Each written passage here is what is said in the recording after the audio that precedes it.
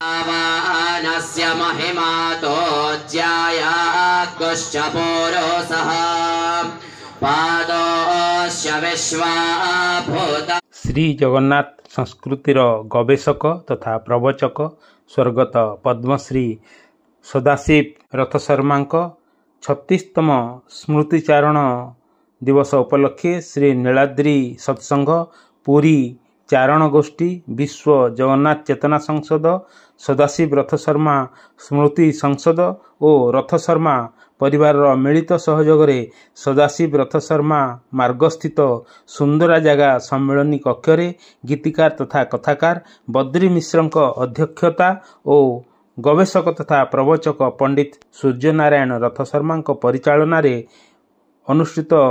होइथिला एक कार्यक्रम। यही कार्यक्रम अतिथि माने गुंडीचा मंदिर परिसर में वृक्षरोपण श्रीमंदिर चूनछड़ा विशेषकर श्री जगन्नाथ को विश्वमय करने सुदूर अमेरिका यात्रार स्मृतिचारण करते। यही परिप्रेक्षी मुक्तिमंडप पंडित उदयनाथ महापात्र महंत रामकृष्ण दास महंत रामचरण दास राईघर पंडित सहदेव गंड आध्यात्मिक चेतना मंडली बस्ता बालेश्वर और खुंटा मयूरभंज को सम्मानित करा। आपण मैंने देखंतु यार किछि दृश्य। पुरी मनोज कुमार बलियार सिंह रिपोर्ट उपस्थापना वीरेंद्र कुमार पाणिग्राही। नमस्कार। पश्चिम ओडिशा ब्राह्मण परिवार प्रति घरे मत पानी पीउछन आगे आमे जेन माने भर्ती करी जिमा हमको जे हमर घरे भल न लगे बाहर लोग कहीं भल बोले तेणु करी महाशय मान को अनुरोध करछे पंडित मान को आमे टीवी रे देखुछु ठीक ई विषय आज्ञा सारा संसार के जनो आमे गुरु सिना पे किछि आसे नहीं आमे पानी पी बार आज्ञा गिलासे पानी पियो मत छाड़ी दो आज्ञा मैं बेसी ना करे महाशय टाइम लाने समस्त को आउथरे नमस्कार करू जाय साधुवाद धन्यवाद ज्ञापन करू जाय हमको डाकी करी मंच बसै दिबारु श्रीत रथशर्मा को मैं कोटि कोटि हम परिवार तरफु पश्चिम ओडिशा तरफु धन्यवाद साधुवाद। वृंदावन बिहारी लाल की जय। हरि बोला हुला हुली शब्द भाई जो तो बुरा जाए स्वामी की भगवान जगन्नाथ होचन हमर समस्त हृदयनाथ से आम समस्त देह वैष्णव मुई समस्त छोट रू बड़ आज्ञा मान समस्त कोटि कोटि प्रणाम करी वाणी वक्तव्य वाणी विराम दौ जय हिंद जय भारत जय गौ माता। धन्यवाद संबलपुर आसिथिबा निमेश एवं जो मान सब अच्छी समस्त को नमस्कार। वैदिक सूक्त माध्यम नमो स्वभाव्य सभापति नमो नमः समस्त को प्रणाम करी मु संक्षिप्त भाव कहूँ सदाशिव रथशर्मा आज प्रयाण दिवस मु सहित 4-6टी कम जोगदे जो वैदिक कर्मकांड जोगदे से अति शांतशिष्ट थे अति नम्र भाव बुझे दूसरे जहाँ पचारे व्याख्या करी सरल भाव कहते 2-4टी कम सहित संपृक्त अच्छी एवं से अति सरल भाव सबकि कथा करते सबुदिन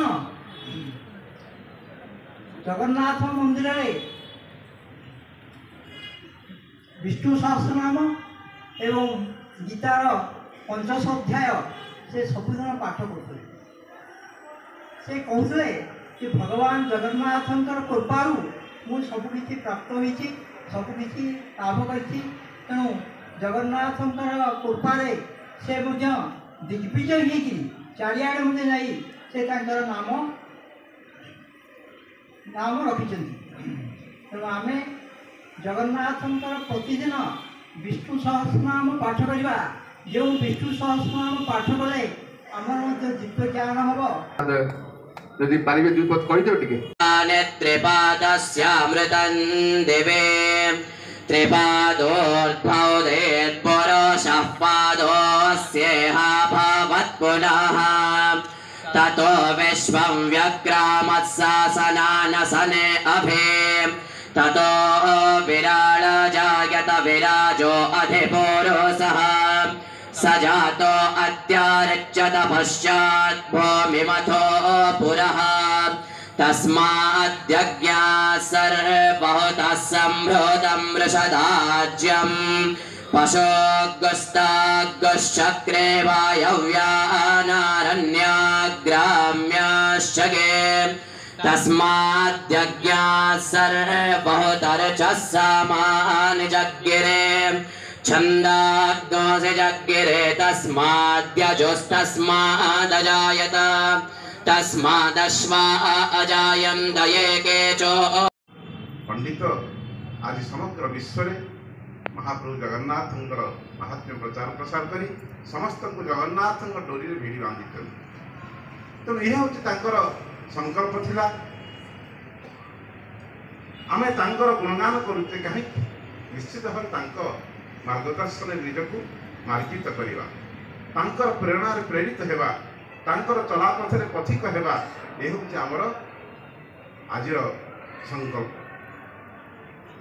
आमे तांकर स्मृति आज दुख प्रकाश करूँ से आज जब जीवित था आहरी कौटी जगन्नाथ संस्कृति आहरी केते अधिक मात्रा प्रचार प्रसार हंतानी ताहा केवे कल्पना बाहर हंतानी। आज आम गोटे सुंदर कथा कहूँ छोटे उदाहरण जड़े साधु भिक्षा मागी मागी जाऊँगी गोटे गाँव में पहुँच देखिले जे कांद भाई लगी साधु जनक द्वार धरी पहुँची गले भिक्षा मागे से समय गोटे बुढ़ी आसी साधु पाखे पहुँचले एवं छोटिया पिलाटी कहते से माँ जनक अरे माँ तू गलु देखी आसबू आम गाँव में जी चलीगले से स्वर्ग को गले ना नरक गले टे देखी आसबू। बाबाजी जनक भिक्षा करी जाई जो पहुँचते प्रथम घरे शुणिले जे प्रकृत में कांद बारी गाँव में चली किए बाध्य निश्चित चली आहरी आश्चर्य हेले एभली विद्या तो मुझे आज पर्यटन कौट शिखिनी जे लोकटा चलीगला से कौटी जाए देखी शुणिकी भाविले निश्चित अपेक्षा करवा पिलाटीरा फेरस्त रास्ता पर्यटन दौड़ी दौड़ी पिलाटी गला एवं किसी समय पर फेरी आसी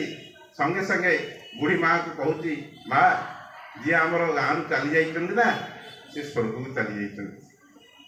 संगे संगे बाबाजी आश्चर्य कहले माँ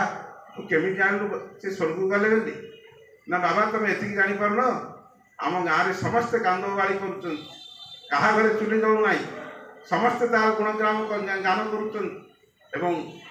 यदि भाव में से समस्त जड़े आत्मीयता थे समस्त निजर कर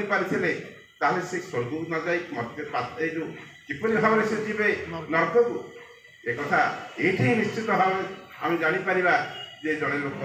जो चली जाऊँगी से स्वर्ग को जाऊँगी नरक को जाऊँगी निश्चित भाव में आमरी तुंड मानक जदि आम तार गुणग्राम समस्त मुखार बिंदु समस्त लोकपुर जदि अश्रु निर्जरित है जानवे लोकटी निश्चित स्वर्ग को जाइए। तेणु बाबाजी ज्ञान आसवा भली आम मान ज्ञान आसीगला जे स्वर्गत रथ शर्मा से निश्चित स्वर्ग को जाइए से वैकुंठपुर को जाइए महाप्रभु जगन्नाथ पदारविंद से सामिल होती आमे मैंने निश्चित से पथ अनुसरण करवा मार्ग मार्गित होगा आम से भाव में भावित होगा महाप्रभु जगन्नाथ भक्ति निजक उद्वेलित करवा निश्चित आम पदांक अनुसरण करी आम महाप्रभु जगन्नाथ महात्म्य को सी जो अधा रखी जाइए आहरी किपरि विस्तारित होमर संकल्प हो ये कामना करी समस्त जयगान करने विराम दूसरी जय जगन्नाथ। ओडिशा केवल में जगन्नाथ संस्कृति पाई पद्मश्री पाई मनीष पंडित सदाशिव रथ शर्मा 1999 महाप्राण तापर परिवार नीलकंठ भाईना पर्यंत समस्ते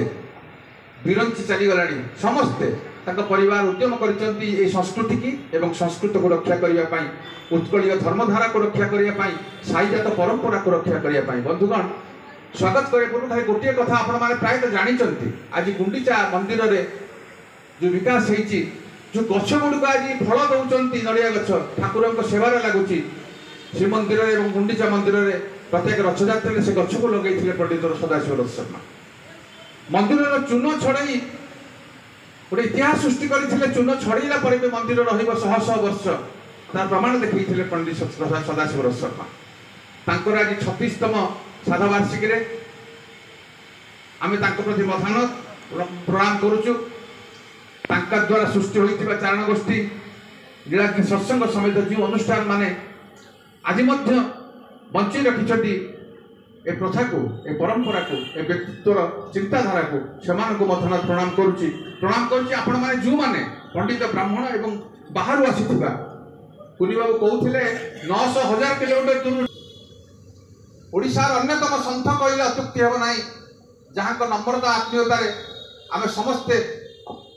ଭାବବିହଳ ହୋଇପଡ଼ୁ। ରାମକୃଷ୍ଣ ଦାସଜୀ ମହାରାଜ, ରାଧାବଲ୍ଲଭ ମଠର ମହନ୍ତ,